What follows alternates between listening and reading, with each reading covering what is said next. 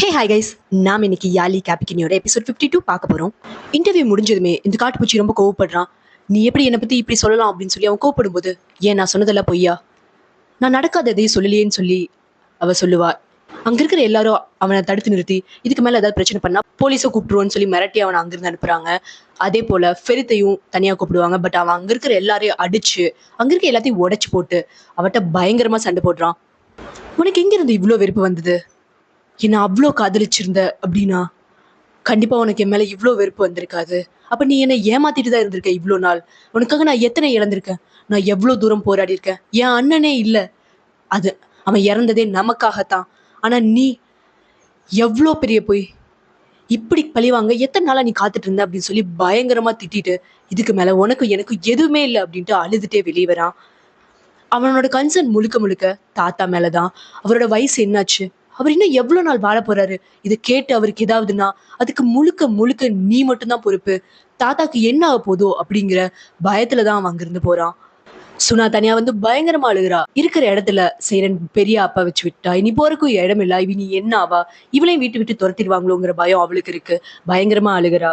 அங்க இருக்கிற எல்லாரும் அவங்களோட ஒவ்வொரு ஃபீலிங்கை வெளிப்படுத்திட்டு இருக்கும்போது குல்கன் சேரனுக்கு கால் பண்றா. சேரன் கை நடுக்கத்தோட உட்காந்துருக்கா. அவளுக்கு என்ன பண்றதுன்னு தெரியல. நீ இப்படி பண்ணுவேன்னு நான் எதிர்பார்க்கல, பட் இதுக்கு மேல நீ சேஃபா இருக்கணும்னா நீ என் கூட தான் இருந்தாகணும்.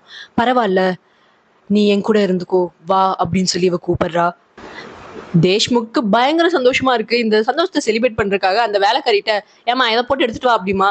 டேய், நீ எவ்வளவு தாண்டா திம்ப, நீ முதல்ல சாப்பிடறத கம்மி பண்ணு, முதல்ல எனக்கு பணத்தை கொடு, நான் உன் வீட்டுக்கு வேலை செய்யறதுக்கு வரல, உனக்கு வேலைக்காரி வேணா வேலைக்காரி வச்சுக்கோ, இதுக்கு மேல நான் எந்த வேலையும் செய்ய மாட்டேன் அப்படின்னு சொல்லிட்டு அவ திமிரா பேசிக்கிட்டு போறா. பயங்கர கோவத்தோட உள்ள வர சுனா கிட்ட பெலின் வாய் கொடுத்து வம்பிழுத்துக்கிறா.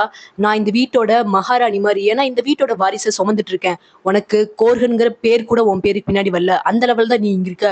இத்தனை உன் தங்கச்சி பேசுனதுக்கு அப்புறம் என்ன தைரியத்தோட நீ இந்த வீட்டுக்குள்ள வர, நீ முதல்ல வெளியே போ அப்படின்னு சொல்லி பயங்கரமா பேசுறா. அதுல கடுப்பாய் அவ முடிய பிடிச்சி இழுத்து அடிச்சு விட்டுருவா. இவ எப்படியோ கை கலப்ப தடுத்து விட்டுறாங்க இவங்க ரெண்டு பேரும். எப்படியோ வீட்டுக்கு வர சேரன் கிட்ட குல்கன் பயங்கரமா பேசுறா. நீ இப்படி பேசுவேன்னு எதிர்பார்க்கல, அங்க இருக்கிற எல்லாரும் ஆடி போயிட்டாங்க, ஆனா நீ பேசினது எதுவும் தப்பு கிடையாது, உனக்கும் எனக்கும் தெரியுமில்ல அவங்க என்னென்ன பண்ணாங்க அப்படின்னு, பார்க்கலாம் இதுக்கப்புறம் என்ன நடக்குதுன்னு, பட் நாம எல்லாரும் இதுக்கு மேல சேஃபா இருக்கணும் அப்படின்னு சொல்லி சொல்றா.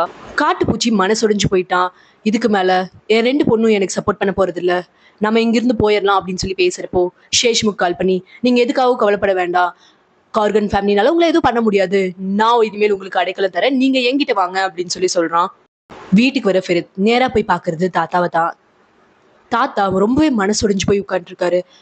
என்னை மன்னிச்சிடுங்க தாத்தா, இது எனக்கு நடக்கும் தெரிஞ்சிருந்தா நான் முன்னாடியே நிறுத்திருப்பேன், என்னால முடியல, எனக்கு என்ன பண்றதுன்னு தெரியல, நீங்க சொன்ன மாதிரி அவளை நான் டிவோர்ஸ் பண்ணிடுறேன், நீங்க சொல்ற மாதிரி நான் ஒர்க் பண்றேன், நீங்க என்ன சொல்றீங்களோ நான் அதை செய்யறேன், தயவு செஞ்சு என் கூட பேசுங்க, நீங்க இப்படி இருக்காதீங்க, நீங்க எனக்கு ரொம்ப முக்கியம் தாத்தா அப்படின்னு சொல்லி ரொம்ப புலம்புறான். அப்போ தாத்தா, நீ டிவோர்ஸ் வாங்குறதுனால என் பேர்ல படிஞ்ச இந்த கரை நீங்க போகுதா அப்படின்னு சொல்லி அங்க இருக்க டேபிளே உடைச்சு போட்டுறாரு. அந்த சத்தம் கேட்டு எல்லாரும் உள்ள வரும்போது எல்லாரையும் வெளியே அனுப்பிட்டு ஃபெரித் கிட்ட மட்டும் பேசிட்டு அவனை வெளியே இருப்பாரு. அவன் அவன் உள்ள வந்ததுமே அங்க இருக்கிற திங்ஸ் எல்லாம் உடைச்சு போட்டு அப்படியே யோசிச்சுட்டு இருக்கான். இந்த நேரத்துல சொன்னா தனியா மனசுடைஞ்சு போய் உட்கார்ந்துட்டு இருப்பா. அங்க வர அப்தின், நீ கவலைப்படாத, நாம அப்படிங்கிற வார்த்தைக்கு இதுக்கு மேல அர்த்தம் இல்ல, ஆனா நான் ஒருத்தன் இன்னும் உயிரோட தான் இருக்கேன், உனக்கு என்ன நடந்தாலும் நான் உன்னை பார்த்துப்பேன், நீ எங்க போவ என்ன பண்றன்னு நினைச்சு கவலைப்படாத அப்படின்னு. அப்புறம் தான் அவள் நார்மலாகி எந்திரிச்சு போயிடுறா. இந்த மார்னிங் டைம்லயே ஃபெரித் அவனோட திங்ஸ் எல்லாம் பேக் பண்ணிட்டு அந்த வீட்டு வரான். அவன் நேரா போறது குல்கன் கிட்ட தான். அந்த வீட்டு விட்டு தாத்தா என்ன அனுப்பிட்டாரு, இதுக்கு மேல அவங்களுக்கு எனக்கு எந்த சம்மந்தமும் கிடையாது, இதெல்லாம் என்னாலதான் அப்படின்னு சொல்லி என்ன அனுப்பிட்டாரு அப்படிங்கிறான். இதை கேட்கிறப்போ குல்கனுக்கு கஷ்டமா இருக்கு. சரி நீ என் கூடயே தங்கிக்கோன்னு சொல்றாங்க. இதே இடத்துல செய்யறோன்னு இருக்கான். பட் அது அவளுக்கு பெரிய ஷாக்காவே இல்லை. ஏதோ ரூம்மேட் மாதிரி அவனும் எடுத்துக்கிட்டான். செய்யறனுக்கு இங்க இருக்கிறது பிடிக்கல, இருந்தாலும் வேற வழி இல்லாம அவன் அங்க இருக்கா. அடங்கப்பா சாமி, இந்த வீட்டுல இவளுக்கு வாய திறந்தாலே இவளுக்கு ரெண்டு பேரும் பாத்துக்கிட்டாலே சண்டை போடுறாளுங்க பயங்கரமா. அதுல இந்த பெலின் ஓவரா ஆடுறா. இந்த வீட்டோட வாரிசு என் வயித்துல வளருது, நான் தான் இந்த வீட்டுல எல்லாம் அப்படிங்கிற பிஹேவியரோடய நடந்துக்கிறா. இஃப்கட்டுக்கு பிடிக்கவே இல்லை, எப்படா இவ வாழ்த்துவா வசமா அப்படின்னு சொல்லி பாத்துக்கிட்டு இருக்கா. இந்த டைம்ல சேரனை பாக்குறதுக்காக சுனா வரா. வந்து, நீ பண்ண வேலைனால நான் அங்க என்ன மாதிரியான வாழ்க்கை வாழ்வேன், என்னை பத்தி கொஞ்சமாவது நினைச்சு பாத்தியா, நான் உனக்காகவும் சேர்த்துதான் பேசின வரைக்கும் போதும், இதுக்கப்புறம் நீ எங்க இருக்க எப்படி இருக்குன்னு நீ யோசிச்சு பாரு, இந்தா பணம், இதை வச்சாது இனிமேல் நீ சந்தோஷமா இரு அப்படின்னு சொல்லி பணத்தை கொடுத்துட்டு போறா. இது அவளுக்கு ரொம்பவே கஷ்டமா இருக்கு. இந்த டைம்ல ஜெரின் எஸ்மே கிட்ட வாயை கொடுத்து புண்ணாக்கிக்கிறா. நீ எந்த இடத்துல எப்படி வந்து இருக்க பாத்தியா அப்படிங்கிற மாதிரி எஸ்மேவோட இப்ப இருக்கிற கண்டிஷனா இவ பேசும்போது, எஸ்மே, நான் இருக்கிறத விட என் பொண்ணுங்க ரெண்டு பேரும் நல்லா இருக்காங்க, என் பொண்ணு அவளோட சொந்த காலில் நிக்க போறா, அவளுக்கு நடந்ததை எதிர்த்து பேசி இந்த உலகத்துக்கு வெளிப்படுத்திட்டு அவளோட சொந்த காலில் நின்று இன்னைக்கு நல்லபடியா வாழ போறா. ஆனா உன் பொண்ணை நினைச்சுப்பாரு, நீங்க என்ன பண்ணீங்கன்னு யோசிச்சுப்பாரு. கல்யாணம் ஒருத்தன் கூட வாழணும் அப்படிங்கறக்காக, அவன் பேரை கெடுக்கறக்காக ஒருத்திய அவன் கூட இருக்கிற மாதிரி போட்டோ எடுத்து இது பண்ணி அதை பப்ளிஷ் பண்ணி அப்படி மிரட்டிடுவேன்னு சொல்லி அவன் கூட வாழ ட்ரை பண்ணீங்க. அது மட்டும் இல்லாம கல்யாணமே ஆகாம அவனோட பிள்ளைய சுமந்துட்டு இருக்கா. இப்ப தெரியுதா எனக்கும் உனக்கும் இருக்கிற டிஃபரன்ஸ்? நீயோ நானோ வாழ்ற வாழ்க்கை இதுக்கு மேல இம்பார்ட்டன்ட் இல்ல, நம்ம குழந்தைங்க வாழ்ற வாழ்க்கை தான் நம்ம வாழ்ந்த வாழ்க்கையை பத்தி பேசும். இப்ப தெரியுதா இப்ப யாரு வசந்தவங்கன்னு நீ சொல்லு அப்படின்னு சொல்றப்போ ஜெரின் கண்ணுல இருந்து தண்ணி தான் வருது. ஏன்னா நம்ம வளர்க்குற வளர்ப்புல தான் எல்லாமே இருக்கு. நம்ம வாழ்ந்த வாழ்க்கையோட மொத்த அடையாளமும் நாம வளர்க்குற அந்த குழந்தைங்க வாழ்றதுலதான் இருக்கு. இந்த நைட் டைம்ல சமைக்க தெரியாத குல்கன் சமைக்க ட்ரை பண்ணி அந்த ரிஸ்க் புட்டுக்குச்சு. சரி, ஓகே, லாயர்ஸ் வந்திருக்காங்க, நம்ம 2 பேரும் டிவோர்ஸ்க்காக சைன் பண்ண வேண்டியது இருக்கு. அவங்க ஒரு பர்டிகுலர் பிளேஸ்ல இருக்காங்க, நம்ம அங்க போய் சைன் பண்ணிட்டு டின்னர் சாப்பிட்டு வரலாம். நம்ம ஹஸ்பண்ட் அண்ட் ஒய்ஃபா இதுக்கு மேல இருக்க போறது கிடையாது, அட்லீஸ்ட் ரூம்மேட்ஸா ஃப்ரெண்ட்ஸாவது சாப்பிட்டு வரலாமே அப்படின்னு சொல்லி கேட்பா. சரி, ஓகே அப்படின்னு சொல்லி இவங்க 2 பேரும் வெளியே கிளம்பி போறாங்க. போய் சைன் பண்ணி முடிச்சுட்டு, இந்த டிசைன் நீயும் நானும் சேர்ந்து உருவாக்குனது, இதுக்கு இப்போ உயிர் கொடுத்துருக்கு, இதை வெளிப்படுத்தலாம் இந்த உலகத்துக்கு நினைக்கிற சமயத்துலதான் இந்த நியூஸ் வந்து அது அப்படியே நின்று போச்சு. இது உங்ககிட்ட இருக்கட்டும் அப்படின்னு சொல்லி அந்த ரிங்கை போட்டு விட்டு இவன் கூட்டிட்டு வருவான். வரப்போ இவன் கொஞ்சம் கால் வலிக்கிற மாதிரி காட்டுவான். சரி, ஓகே அப்படின்னு சொல்லி அவ கை தாங்களா பிடிச்சு வெளியே கூட்டிட்டு வரும்போது அந்த இடத்துல நியூஸ் ரிப்போர்ட்டர்ஸ் வராங்க. வந்தவங்க, நீங்க 2 பேரும் டிவோர்ஸ் வாங்க போறீங்க, ஒருத்தருக்கு ஒருத்தர் பிடிக்கல, தனியா இருக்கீங்கன்னு சொன்னீங்க, இப்ப 2 பேரும் எப்படி ஒன்னா இருக்கீங்க அப்படிங்கிற மாதிரி ரிப்போர்ட்டர்ஸ் நிறைய கேள்வி கேட்பாங்க. அதுக்கு ஃபெரத், சரி, நான் அந்த இடத்துல சொன்னது எதுவுமே உண்மை கிடையாது, அஃப்கோர்ஸ் அவ பேசினதுக்காக அவளை மன்னிச்சனால தான் நாங்க 2 பேரும் வெளியே டின்னர் சாப்பிடலான்னு வந்திருக்கோம், அப்படி என்ன பேசிட்டு இருந்தீங்க அப்படிங்கிற மாதிரி ரிப்போர்ட்டர்ஸ் கேட்கும்போது, சைரன் யூனிவர்சிட்டியில ஜாயின் பண்ணியிருக்கா, அதை பத்தி பேசிட்டு இருந்தோம். அண்ட் நாங்க கொஞ்ச நாளுக்கு முன்னாடி மர்மைஸ்க்கு ட்ரிப் போனோம் எங்களோட பிரைவேட் ஜெட்ல, அங்க போன விஷயங்கள் அங்க நடந்தது எல்லாம் பத்தி பேசிட்டு இருந்தோம். அண்ட் இப்போ சைரன் தனியா இருக்கான்னு மட்டும் நினைக்காதீங்க, அவ கூட என் அம்மாவும் இருக்காங்க, அவளோட ஸ்டடீஸ்க்கு ஹெல்ப் பண்றதுக்காக நாங்க ஃபேமிலியா தான் இப்போ வரைக்கும் இருக்கோம், நாங்க சந்தோஷமா தான் இருக்கோம். சரி, ஓகே, எனக்கு டைம் ஆச்சு, நான் கிளம்புறேன் அப்படின்னு சொல்லிட்டு அவன் சைட்ல போய் நின்னுறான். இதை பார்த்து சைரனுக்கு பயங்கர ஷாக் ஆகுது. இந்த நியூஸஸ் அப்படியே லைவ்ல வந்துட்டு இருக்கும்போது தாத்தா ஃபெரித் கிட்ட என்ன பேசினாரு அப்படிங்கறத காமிக்கிறாங்க. ஃபெரித் கிட்ட அவர் என்ன சொல்லியிருப்பாரு அப்படின்னா, அவ நம்மளை இப்படி பழி வாங்குவான்னு நான் எதிர்பார்க்கல, நீ இதுக்காக அவளை பழி வாங்கியே தீரணும், இந்த உலகம் உண்மை என்னன்னு தெரிஞ்சுக்கணும், அப்படி பழி வாங்கினா மட்டும்தான் நீ இந்த வீட்டுல இருப்ப, அப்படி இல்லைன்னா இப்பவே இந்த வீட்டை விட்டு வெளியே போயிரு அப்படின்னு சொல்லி தாத்தா சொல்றாரு. இவன் அந்த கோபத்துல சைரனை பழி வாங்கறதுக்காக மட்டும்தான் அந்த வீட்டை விட்டு வெளியே வந்திருப்பான். இதெல்லாம் புரிஞ்சுக்கிட்ட சேரனுக்கு தலையே சுத்துது. ஃபெரித் பக்கத்துல தான் நிப்பான், பட் அவனை யாருமே கவர் பண்ண மாட்டாங்க, சேரனை மட்டுமே ஃபோக்கஸ் பண்ணிட்டு இருக்காங்க. அவகிட்ட நிறைய கேள்வி கேட்கறாங்க. பட் இவன் பண்ண இந்த துரோகத்தை நினைச்சு பார்த்து அவ அப்படியே தலை சுத்தி போய் நிக்கிறா. இதோட அந்த எபிசோட் முடியுது. நெக்ஸ்ட் எபிசோட்ல இவ அவன் கிட்ட கண்டபடி பேசி திட்டிட்டு அங்கிருந்து வந்துடுறா. நேரா இவ பப்ளிக் டிரான்ஸ்போர்ட்டான பஸ்ஸை பிடிச்சு அவ அங்கிருந்து கிளம்பி அவ வீட்டுக்கு போயிட்டு இருக்கா. இவன் தாத்தாட்ட வந்து அவ சொன்னதெல்லாம் பொய்ங்கிற மாதிரி இதுக்கு மேல நியூஸ்ல வருது. நான் உங்களோட பேரை காப்பாத்திட்டேன், இதுக்கு மேல அவ லைஃப்ல என் கிடையாது, எங்களுக்கு சீக்கிரமா டிவோர்ஸும் ஆகிடும், டிவோர்ஸ் பேப்பர்ல அவ சைன் பண்ணிட்டா இது கோர்ட்டுக்கு போறது மட்டும்தான் பாக்கி அப்படின்னு சொல்லி தாத்தாட்ட பெருமைப்பட்டுட்டு அவன் அங்கிருந்து போறான். இதே டைம்ல இந்த பெலினும் இந்த லூஸும் சேர்ந்துட்டு என்ன பேசுறாங்க அப்படின்னா, நான் ஃபெரித்தோட பொண்டாட்டி ஆயிடுவேன், அதே மாதிரி நீ தம்பியான கயாவோட பொண்டாட்டியை சீக்கிரமா மாறிக்கோ அப்படிங்கிற மாதிரி பேசிட்டு இருக்கும்போது கயா அங்க வரான். இவங்க 2 பேரும் என்ன பேசுறாங்க அப்படின்னா, லண்டன்ல இவங்க 2 பேத்துக்குள்ள ஒன் நைட் ஸ்டாண்ட் மாதிரி நடந்திருக்கு, அதுக்கு இவ நீ அதெல்லாம் மறந்துட்டியான்னு கேட்பா. இங்க பாரு, அது ஜஸ்ட் ஒன் நைட் மட்டும்தான், ஏதோ தெரியாம நடந்தது, இதுக்கு மேல என் லைஃப்ல அவ இருக்கா, உனக்கு இதுக்கு மேல எந்த சம்மந்தமும் கிடையாது அப்படின்னு சொல்லி அவன் கண்ணத்தை தடவை பேசிட்டு இருக்கும்போது அந்த இடத்துல சுனா வந்துட்டு நம்ம போலாம் அப்படின்னு சொல்லி கூட்டிட்டு போயிருவா.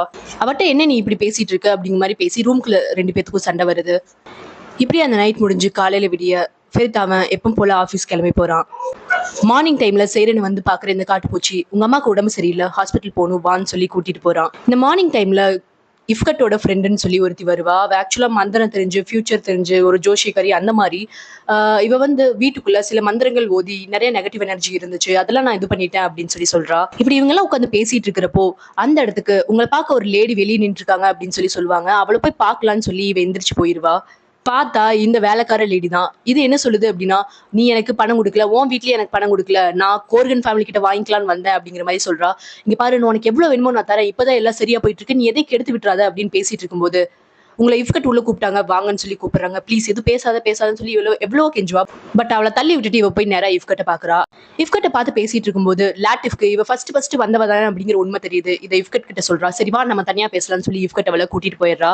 டீ குடிச்சிட்டு இருந்து 2 பேரும் ஒரே டைம்ல டேபிள்ல வைக்கும்போது சுனாவோட டீ கப் கீழே விழுந்துருது. அப்பா அவளோட கையை பிடிச்ச அந்த மந்திரக்காரி, நீ முதல் முறையா டீ கப்பை தவற விட்டப்போ நீ எதை இழந்தையோ அது திரும்ப உன் கைக்கே கிடைக்க போகுது.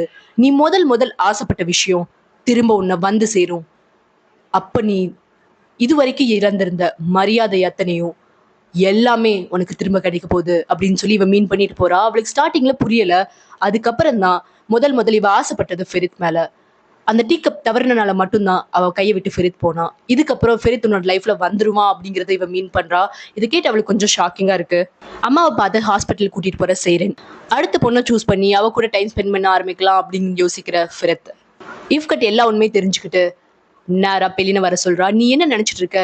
ஏன் முன்னாடியே ஓவரா பேசி ஆடிட்டு இருந்தீல, இதுக்கு மேல ஏதாவது எச்சு பேசிட்டு வீட்டுக்குள்ள ஆடிட்டு இருந்தீங்கன்னா உன்னை மொத்தமா இந்த வீட்டை விட்டு அனுப்பிடுவேன்.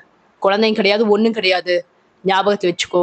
நீ கொண்டு வந்த கிஃப்ட்ஸ் எல்லாம் இவளுக்கு கொடுத்தே முடிஞ்சு போச்சு. உன் அம்மா அப்பாவை சீக்கிரமா வேற கிஃப்ட்ஸ் கொண்டு வர சொல்லு. நீ இந்த குழந்தை பெத்தெடுத்தினா அதுக்கப்புறம் உனக்கும் இந்த வீட்டுக்கும் பெரிய சம்மந்தம் கிடையாது.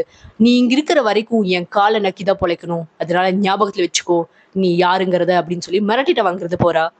அம்மாவை பார்த்து பேசிட்டு பஸ்ல போற சைரன் கிட்ட ஒரு சில பேர் ஒவ்வொரு மாதிரி பேசுறாங்க. இதனால கஷ்டப்படுற அவ நேரம் அவளோட கிளாஸுக்கு போறப்போ அவளை பத்தி எல்லாரும் பெருமையா பேசி சந்தோஷப்படுறாங்க. ஒவ்வொரு இடத்துல ஒவ்வொரு மாதிரியான லைஃப் எக்ஸ்பீரியன்ஸ் கிடைக்க அதோட அவளோட வாழ்க்கைய சந்தோஷமா வாழ ஆரம்பிக்கிறா சைரன். ஒரு பொக்கேவோட அம்மாவை பார்க்க போலான்னு போறப்போ, நீ என் பையனே கிடையாது, நடந்த எல்லாத்தையும் மாத்தி சொல்லி சைரனோட பேரை கெடுத்தது மூலமா உனக்கு என்ன கிடைச்சது? நீ செய்யறன மட்டும் இல்ல என்னையும் சேர்த்துதான் அவமானப்படுத்திருக்க. உனக்கும் உன் அப்பாவுக்கு எந்த வித்தியாசம் இல்லைன்னு சொல்லி கண்டபடி ஃபெரித்தை திட்டி அவங்க அம்மா அனுப்பிடுறா. இவங்க 2 பேரும் பேசிட்டு இருக்க இந்த டைம்ல வர பைரல், உனக்கும் எனக்கும் இருக்கிற கனெக்ஷன் யாராலையும் தடுக்க முடியாது. ஏன்னா நம்ம 2 பேத்துக்குள்ள அப்படி ஒரு கனெக்ஷன் இருக்கு அப்படிங்கிற மாதிரி சுனா முன்னாடியே சொல்வா. ஓ அப்படியா, அப்படி என்ன கனெக்ஷன் அப்படின்னு சொல்லி இவ கேட்கிறப்போ இவன் பயங்கர பீதி ஆகுறான். ஏன்னா உன் அம்மாவும் என் அப்பாவும் இப்ப கல்யாணம் பண்ணிட்டாங்க. அதனால நம்ம 2 பேத்துக்குள்ள இருக்கிற உறவை இனிமேல் யாராலையும் தடுக்க முடியாதுங்கிறா. இதை கேட்டு அவன் பயங்கரமா ஷாக் ஆகுறான். அவனால இதை ஏத்துக்கவே முடியல. இந்த நைட் டைம்ல ஃபெரித் பப் அந்த மாதிரி மறுபடியும் சுத்த ஆரம்பிச்சிட்டான். கல்யாணம் பண்ண 2 புது பறவைகளும் ஒன்றாக வீட்டுக்குள்ள வராங்க. அதை பார்த்து அங்க இருக்கிற எல்லாருமே பயங்கரமா கடுப்பாகுறாங்க. முக்கியமா கயானால இதை ஏத்துக்க முடியல. அவன் டென்ஷனாகி அவன் ரூம்குள்ள போயிடுறான். அவன்கிட்ட பேசலாம்னு சொல்லி போகும்போது சுனா தடுத்து நிப்பாட்டுவா. இவளோட இன்னொரு கேரக்டர் கிட்ட பேசிட்டு அவ என் பிள்ளைய பார்க்க விட மாட்டாளாமா. சரி நான் பேசிக்கிறேன் அப்படின்னு சொல்லி 2 டிஃப்ரெண்ட் பர்சனாலிட்டிட்ட அவளே பேசிட்டு வழிய விடு அப்படின்னு சொல்லிட்டு அவ பாட்டுக்கு உள்ள போறா. உள்ள போய் அதே 2 பேரும் கயா முன்னாடி நிற்கிறாங்க. 2 பேரும் கயா மொழி பேசிக்கிறாங்க. கயா ரொம்பவே கஷ்டப்படுறான். நான் இப்ப பேசுறது என்னோட ஃபர்ஸ்ட் அம்மாட்டியா இல்ல செகண்ட் அம்மாட்டியான்னு கேட்கிறான். ஆக்சுவலா இந்த நியூ கிட் டிஃப்ரெண்ட் பர்சனாலிட்டினால ரொம்பவே கஷ்டப்படுறா. அவளால முடியல. இவளை பார்த்துக்க முடியாம இவளோட இந்த பிரச்சனைக்கு தீர்வு தெரியாம கயாவும் பயங்கரமா கஷ்டப்படுறான். இந்த டைம்ல செஃப் அமுல் பேபி இவங்க 2 பேரையும் பார்க்க வராங்க. வந்து உங்க 2 பேத்துக்கும் அந்த வீட்டுக்குள்ள நடந்த கொடுமை என்னால ஏத்துக்க முடியல. நான் உங்களை பார்க்கணும்னு நினைச்சேன். உங்ககிட்ட ஒரு சில விஷயங்கள் பேசணும்னு நினைச்சேன். அதுக்காக தான் வந்திருக்கேன் அப்படின்னு சொல்லி சொல்றாங்க. இவங்க பேசிட்டு இருக்க இந்த டைம்ல அந்த பொண்ணை கூட்டிட்டு இவன் தனியா ஒரு இடத்துக்கு போயிட்டு இருக்கான். இந்த அமுல் பேபி அப்படி என்ன பேச ஆரம்பிக்கிறாங்கன்னா, லாட்டிஃப் உங்க எல்லாருக்கும் சேர்ந்து பெரிய கொடுமை பண்ணிட்டு இருக்கான். அதை பத்தி உங்களுக்கு சொல்லணுங்கிறதுக்காக தான் நான் வந்தேன். இத்தனை நாள் எனக்கு தெரிஞ்ச அமைதியா இருந்தேன். ஆனா உங்களுக்கு இப்படிப்பட்ட கொடுமைகள் நடக்கும்போது இதை பத்தி நான் உங்களுக்கு சொல்லியிருக்கணும்னு தோணுச்சு. அதுக்காக தான் வந்திருக்கேன் அப்படிங்கிறாங்க. அப்படி என்ன நடக்குதுன்னு கேட்கிறப்போ லாட்டிஃப் நிறைய டிரா பண்ணுவாரு. அவ்வளோ விஷயங்கள் டிரா பண்ணுவாரு. ஆமா நானே பார்த்துருக்கேன் அப்படிங்கிற மாதிரி செய்யுன்னு சொல்லும்போது, ஆமா கோர்கன் ஃபேமிலியில இருந்து வர அத்தனை நகைகளும் அத்தனை டிசைன்களும் வரையப்படுறது லாட்டிஃப்னால. அதை செய்யறது மட்டும்தான் காலிஸ் கோர்கன். ஆக்சுவலா இந்த காலிஸ் கோர்கனோட மொத்த சாம்ராஜ்யத்தையும் உருவாக்குனது லாட்டிஃப். அவருதான் இது அத்தனை டிராயிங்கையும் வரைஞ்சிருக்காரு. காலிஸ் இத்தனை நாள் லாட்டிஃபோட டிசைனிங்களுக்கு தான் உயிர் கொடுத்துட்டு இருந்திருக்காரு அப்படிங்கிற விஷயத்த சொல்றாங்க. இது அத்தனையும் கேட்டு பயங்கரமா ஷாக் ஆகுறாங்க இவங்க 2 பேரும். இதே டைம்ல அந்த பொண்ணுகிட்ட நெருங்கி பழகுற சுச்சுவேஷன் கிடைச்சும் சேரனோட நினைவுகள்னால அவளை விட்டு தள்ளி எந்திரிச்சு வரான் ஃபெரித். இதுக்கப்புறம் என்ன நடக்கும் நெக்ஸ்ட் எபிசோட்ல பார்க்கலாம். தேங்க்ஸ் ஃபார் வாட்சிங் ஃப்ரெண்ட்ஸ். Bye by.